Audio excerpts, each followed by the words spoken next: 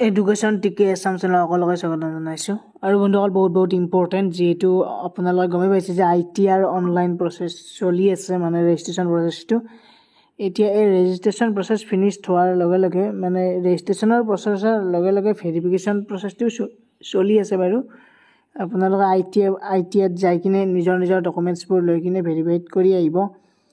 আৰু তাৰে পিছত প্ৰায় যেতিয়া গোটেইখিনি কাম সম্পূৰ্ণ হ'ব ৰেজিষ্ট্ৰেশ্যন প্ৰচেছ আৰু ভেৰিফিকেশ্যন প্ৰচেছৰ, তাৰে পিছত আপোনালোকৰ ইম্পৰ্টেণ্ট আটাইতকৈ ৰেংক ওলাব। আৰু এই ৰেংকটো কেনেকুৱাকৈ ওলায়, এই পাৰ্চেণ্টেজৰ ভিতৰত ডিপেণ্ড কৰি কিনে ৰেংক ওলায়।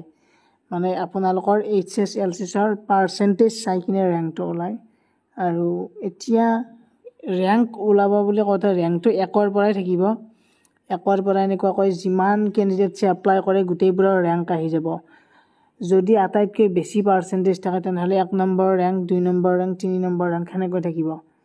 এতিয়া কথাটো হ'ল যে মই এইটো ভিডিঅ'ত পাৰ্চেণ্টেজ অনুযায়ী ৰেংক কম, গতিকে অকণমান দীঘলীয়া হ'ব পাৰে ভিডিঅ'টো। প্ৰথম কথা, যদি আপোনালোকে ভাবিছে যে 1ৰ পৰা প্ৰায় 500ৰ ভিতৰত যদি আপোনালোকে থাকিম বুলি ভাবিছে ৰেংকত, মানে 1ৰ পৰা 500ৰ ভিতৰত তাৰমানে এনি ট্ৰেড, যিকোনো ট্ৰেডত এপ্লাই কৰিলেই যিকোনো ইনষ্টিটিউটত, অসমৰ কোনোবা নহয় কোনোবা এখন ইনষ্টিটিউটত 1ৰ পৰা যদি 500ৰ ভিতৰত ৰেংক থাকে তেনেহ'লে তেওঁ ছিট পোৱাটো খাটাং, ছিট পাব তাৰমানে। এইটো মনত ৰাখিব। এতিয়া 1ৰ পৰা 500ৰ ভিতৰত ৰেংক থাকিবলৈ হ'লে পাৰ্চেণ্টেজ কিমান লাগিব? এতিয়া 2024-25 বৰ্ষ, গতিকে এতিয়াৰ যুগ আৰু আগৰ যুগ বহুত পাৰ্থক্য আছে। 2020ৰ আগত যিখিনি পাৰ্চেণ্টেজ আছিল আৰু 2020ৰ পিছত যিমানবোৰ মেট্ৰিক পৰীক্ষা দিলে পাৰ্চেণ্টেজ বহুত হাই। যিহেতু এতিয়া 1ৰ পৰা 500ৰ ভিতৰত থাকিবলৈ হ'লে আমাক মিনিমাম আপোনালোকক পাৰ্চেণ্টেজ লাগিব 70ৰ পৰা এইফালে 80-85 যিমান হয়। মানে 1ৰ পৰা 500ৰ ভিতৰত থাকিবলৈ হ'লে ৰেংকটো 70ৰ পৰা 80ৰ ভিতৰত পাৰ্চেণ্টেজটো থাকিব লাগিব। এইটো মষ্ট ইম্পৰ্টেণ্ট। আপোনালোকৰ যেতিয়া ৰেংক ওলাব সেইদিনা গমেই পাব।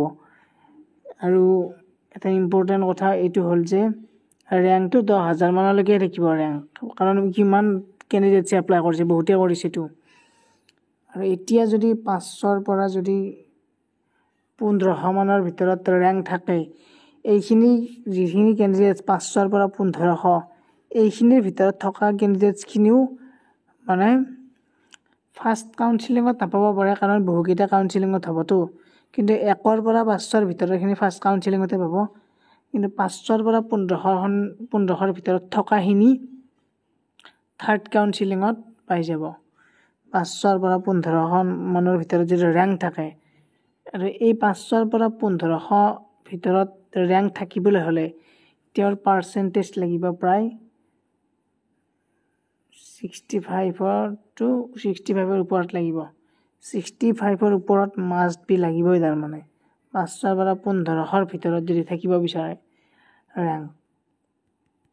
ইয়াৰ পিছত 1500ৰ পৰা প্ৰায় 3000ৰ ভিতৰত, এইখিনিৰ ভিতৰত যদি ৰেংক থাকে তেনেহ'লে তেওঁ তাৰমানে লাষ্ট কাউন্সিলিঙত বা তাৰে আগৰ কাউন্সিলিঙত গভৰ্ণমেণ্টতে পাই যাব 1500 পৰা 3000ৰ ভিতৰত। মানে তেওঁ চইচ কৰা ITIখন হয়তো নাপাব পাৰে, তেওঁ যিখন ITI বিচাৰিছিল সেইখনত নাপাবও পাৰে। কাৰণ কিছুমান ITI, এতিয়া গুৱাহাটী ITI হওক বা যোৰহাট ITI, কিছুমান মানে ITI ছিট বহুত কম থাকে, আৰু মানে টাউনত যিসকল থাকে চহৰ অঞ্চলত সেইবিলাক ITIত ছিটটো তৎক্ষণাত ফিল আপ হৈ যায়। গতিকে তথাপিও তাৰমানে পোৱাৰ চান্স থাকিব। আৰু তেওঁৰ যদি পাৰ্চেণ্টেজ প্ৰায় মানে 65 বা 62 মানৰ পৰা যদি 65ৰ ভিতৰত থাকে সেইটো। আৰু এতিয়া 3000ৰ পৰা 5000ৰ ভিতৰত যিসকলৰ ৰেংক আছে, এওঁলোকৰ প্ৰায় 2 বছৰীয়া ট্ৰেডবোৰ পোৱাৰ কাৰণে বহুত অসুবিধা হ'ব মানে গভৰ্ণমেণ্টত। কিন্তু IMCৰ আণ্ডাৰত তেওঁলোকৰ ছিটটো পাব, তেওঁলোকেও 5000ৰ ভিতৰত IMC আণ্ডাৰত। IMCটো আপোনালোকৰ SCVT বা NCVT দুয়োটাই থাকে। ইয়াতে আপোনালোকৰ এটাই ডিফাৰেঞ্চ, সেইটো হ'ল যে মানি পইচাৰ ভেলুটো ইয়াত বেছিকৈ লাগিব এতিয়া নৰ্মেল যদি 2000 টকা এডমিশ্যন ফিজ হয় IMCত লোৱাৰ লগে লগে প্ৰায় 2 বছৰীয়া ট্ৰেড এটাত 34,000 35,000 হিমান মান লাগি যাব এতিয়া কথাটো হ'ল এতিয়া যিসকলৰ 3000ৰ পৰা 5000ৰ ভিতৰত ৰেংক থাকে তেওঁলোকে আৰু বাৰু 55ৰ পৰা 60ৰ ভিতৰত থাকিলেও IMCৰ আন্ডাৰত পাই যাব কিন্তু গভৰ্ণমেণ্টত পোৱা অকমান অসুবিধা হ'ব কিন্তু গভৰ্ণমেণ্টত মানে দুই এটা তাৰ মানে পাই যাব পাৰে লাষ্টত মানে কিছুমান কেতিয়াবা কিছুমানে তাৰ মানে বহুত দূৰত ITত সিট পায় সেইখন ITত কি হয় সিটটো খালি হৈ যায় তেনেস্থলত যেহেতু কাউন্সেলিং বহুকেইটা হয় সেই বহুকেইটা কাউন্সেলিঙৰ লাষ্ট কাউন্সেলিঙত কিছুমানে হয়তো লাকিলি মানে ভাল IT এখনতো কম পাৰ্চেন্ট থাকিলেও পাই যাব পাৰে মানে এই পাৰ্চেন্টেজ উলিওৱা যেটো ভিডিও মানে বহুত টাফ হয় ITৰ ক্ষেত্ৰত কাৰণ ITত এনেকুৱা নহয় যে এখনে IT আছে বহুকেইখন IT আছে যেটো অসমত সেইকাৰণে গতিকে মানে ডিস্ট্ৰিক্ট অনুযায়ী তাৰ মানে ITI বোৰ এপ্লাই কৰাক লৈ মানে ইয়াত এপ্লাই কিমানে কোনখন ITত কিমানে কৰিব সেইবোৰো চাব লগা হয় যেটো সেইকাৰণে অকমান টাফ হয় এতিয়া কথাটো হ'ল 2 বছৰীয়া ট্ৰেডৰ ক্ষেত্ৰত মই এইখিনি ক'লো কিন্তু কিছুমানৰ ৰেংক 7000 মানও থাকে এতিয়া 7000 ৰেংক থাকাটো বাৰু গভৰ্ণমেণ্ট ITত পাব নেকি এই 7000ত ৰেংক থাকাটো গভৰ্ণমেণ্ট ITত পাব পাৰে কেতিয়া পাব পাৰে যেতিয়া মানে গুটেইবোৰ মানে কাউন্সেলিং ফিনিশড হৈ গ'ল কিন্তু ধৰিলা ইলেক্ট্ৰিচিয়ানতে কিবা এটা ট্ৰেডত মাত্ৰ এটা সিট খালি আছে এই কোনোবা এজন লাকিলি হেনকৈ সোমাই যাব পাৰে কিন্তু মেইনলি ফৰ্মেট মতে তাৰ মানে মই যেটো কৈছো প্ৰথমতে যে 70 to 80%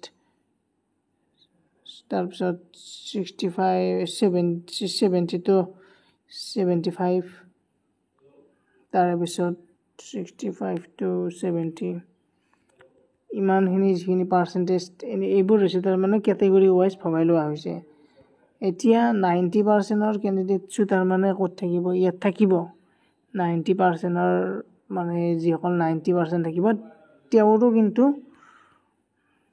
কেনেকুৱা হ'ব পাৰে যে তেওঁ যিখন IT বিচাৰিছিল সেইখনত নাপাব পাৰে কাৰণ ধৰিলা গুৱাহাটী ITতে কাৰোবাৰ 90% আছে তেওঁ হয়তো বেলেগ এটা ট্ৰেড সিলেক্ট কৰিছে এতিয়া 90%ত যদি 10টা মান সোমাই যায় বা 91ত 10টা মান সোমাই যায় তেনেকুৱা হলে হেইটো নাপাব পাৰে কিন্তু ইমান চান্স কমে থাকে 90% 80%ৰ ক্যান্ডিডেটছে পায়ে যায় তাৰ মানে সোৱালিৰ ক্ষেত্ৰত বেছিকৈ সহজ হয় তেওঁলোকৰ যেহেতু অকমান ৰিলেক্সেবল থাকে গতিকে মই ক'লোৱে আপোনালোকক আৰু কিবা যদি কনফিউজন আছে মই দি দিম বাৰু আৰু ভিডিওটোত কিবা যদি ৰৈ গৈছে নেক্সট ভিডিওত গতিকে চেনেলটো সাবস্ক্ৰাইব কৰি লওক